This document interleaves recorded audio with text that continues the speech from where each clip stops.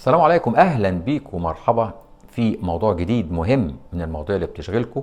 بنجاوب فيها على اهم الاسئله اللي بتوصل لنا. موضوعنا النهارده هو الشخير، علاجه. هل هو علاج بالادويه ولا علاج بالجراحه؟ كتير جدا الحقيقه لما بقول علاج الشخير بيجي وبيتبادر لذهنك على طول ان كلمه علاج يعني ادويه، يعني حاجه غير الجراحه. طب ما تيجي الاول ونشوف هو سبب الشخير ايه. سبب الشخير طبعا سد في مجرى التنفس. سد في مجرى التنفس ده يعني لما نيجي نقول سد في مجرى التنفس يعني مشكلة لازم تتحل عشان يبقى مجرى التنفس سالك. طيب هل في مشكلة تاني غير مجرى التنفس ممكن تعمل لي شخير وخنقة وتوقف نفس؟ طبعا هم سببين رئيسيين اللي بيعملوا توقف النفس والشخير أثناء النوم. يا إما مشكلة سدة، يا إما مشكلة في المخ بيبعت إشارات للصدر والمنطقة بتاعة الجهاز التنفسي بيحصل إن النفس بيقف فيه. طب هنقدر نفرق بينهم إزاي؟ المرة الأولانية أو الحاجة الأولانية، السبب الأولاني لو في سدة يبقى علاجه إن إحنا بنشيل السدة. بمثلا يعني لو في مشكلة في الأنف زي غضاريف أو حاجز أنفي أو لحميات، يبقى علاجها إن إحنا بنستأصل وبنصلح الحاجز الأنفي. لو في مشكلة في الحلق زي تضخم لوز أو ارتخاء في سقف الحلق، يبقى احنا بنشيل اللوز وبنصلح سقف الحلق.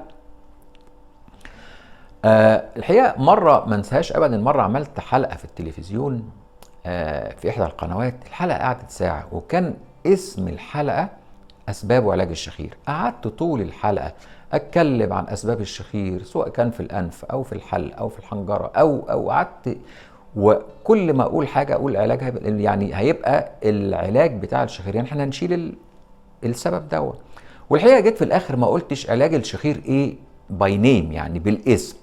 فطبعا الناس كلها فين يا دكتور علاج الشخير، فين يا دكتور علاج الشخير؟ طب ما أنا قلنا إن سبب الشخير لما يبقى نقول إن سبب الشخير هو حاجز أنفي، سبب الشخير هو تضخم في اللوز، يبقى بديهي جدا إن العلاج يكون إن إحنا بنشيل أو بنستأصل اللوز أو بنستعدل أو بنعمل تقويم للحاجز الأنفي. النقطة التانية المهمة اللي أنا عايز أقولها أو السبب التاني الرئيسي في أسباب الشخير هو احنا قلنا مشكلة في مركز من مراكز المخ بتؤثر وبتعمل توقف للنفس. طيب هو السؤال إن لو في المشكلة بقى في المخ هل العلاج هيبقى عملية؟ لا طبعا. لو في مشكلة في السنتر في المخ، مركز من مراكز المخ، وبتأثر على توقف النفس، العلاج في الحالة دي هيكون استخدام جهاز اسمه السيباب. السيباب دون جهاز فكرته ببساطة جدا ان هو بيضخ الهواء غصب عن العيان وهو نايم اثناء توقف النفس جوه مجرى التنفس بتاعه. فبكده العيان لما المخ يبعت اشارات يوقف النفس، يروح الجهاز ده شغال لوحده او بيشتغل اوتوماتيك ويبتدي يضخ الهواء جوه اثناء توقف النفس. طبعا الجهاز ليه مشاكله، ولكن لا بديل في حالات مراكز المخ اللي فيها مشكله عن الجهاز ده. الجهاز طبعا ده من مشاكله ان بيعمل شويه جفاف في الحلق، بيعمل شويه مشاكل في الجهاز التنفسي سواء كحه سواء كان شويه بلغم، بيعمل شويه مشاكل في الرئه، لكن كلها مشاكل نقدر نقول عليها نقدر نعديها او نتحملها، لكن في المقابل توقف النفس بمشاكله بنقدر نتغلب عليه.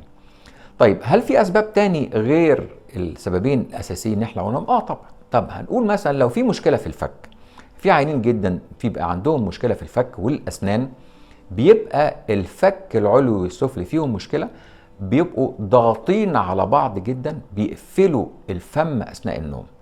علاجه بيكون ايه؟ علاجه ده بيبقى فيه دعامه او بنعمل تركيبه عند دكتور الاسنان بتخلي في فتحه ما بين الفك العلوي والفك السفلي. في تاني برضو في مشكله عند دكاتره الاسنان لما يبقى في مشكله في الفك السفلي لما بيبقى ريتراكتد او الفك صغير او داخل لجوه. كتير جدا بنشوف ناس تقريبا ما بيبقاش عندهم ده. العيان ده عاده بيبقى عنده شخير وخنقه، فالعيان ده بنعمل له ايه؟ بنعمل له عمليه مع دكتور اسنان متخصص في جراحات الفك والوجه والفكين، وبيبتدي نعمل استطاله في الفك السفلي. لكن في حاجات كتير جدا بقى بدنا نسمعها في علاج الشخير في الميديا. الحقيقه نسمع يقول لك مثلا عندي فاتح انف بيعالج الشخير، عندي مخده بتعالج الشخير، عندي ساعه بتعالج الشخير. حقيقه خلينا يعني نقول كلام عملي، انا ما شفتش حد جرب هذه الحاجات، لكن موجوده طبعا، لكن انا ما شفتش حد جرب الحاجات دي الحقيقه وجابت نتيجه.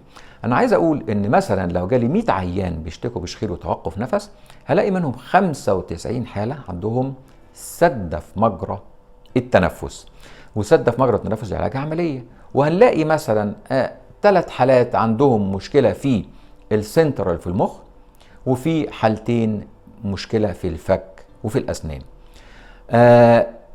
انا عايز اقول ان احنا موضوع الشخير موضوع مهم، ودايما لازم نركز في التشخيص الصح، هو اللي بيوصلنا للعلاج السليم. وزي ما بنقول دايما، اللهم علمنا ما جهلنا وانفعنا بما علمتنا. مع تحياتي دكتور هشام إبراهيم.